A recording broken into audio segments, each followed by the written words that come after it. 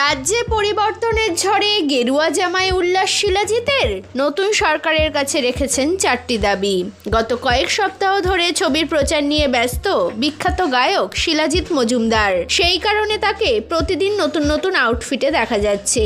এদিন আমেরিকা থেকে নিয়ে আসা কমলা রঙের জুতোর সঙ্গে মিলিয়ে পরেছিলেন কমলা রঙের ফতুয়া ও ঘিয়ে রঙের প্যান্ট। সেই নিয়ে শুরু হয়েছে বিস্তর আলোচনা। কিন্তু গত কয়েক বছরে কোনো রাজনৈতিক দলের ঘনিষ্ঠ হিসেবে দেখা যায়নি তাকে। এমনকি রাজনৈতিক মঞ্চে কখনো গাইতে যাননি, সঙ্গীত মেলাতেও ডাকা হয় না তাকে। কিন্তু রাজনীতির বাইরে গিয়ে নতুন সরকারকে শুভেচ্ছা জানিয়ে তার কাছে কিছু দাবি করেছেন। প্রথমত, তিনি চান গ্রামের প্রান্তিক মানুষের জন্য কেউ কিছু করবেন। দ্বিতীয়ত, কলকাতা শহরের দৃশ্য দূষণ রোধ করা দরকার, রাজনৈতিক নেতাদের ছবি থাকলে চলবে না। তৃতীয়ত, রাজ্যের সরকারি স্কুলগুলোর শিক্ষা ব্যবস্থাকে গুরুত্ব দেওয়া হোক। চতুর্থত, ভাতার দরকার নেই, জাতি ধর্ম শ্রেণী নির্বিশেষে প্রত্যেক মহিলা যেন সুষ্ঠুভাবে সমস্ত পরিষেবা পেয়ে হাসপাতালে সন্তান ধারণ করতে পারেন।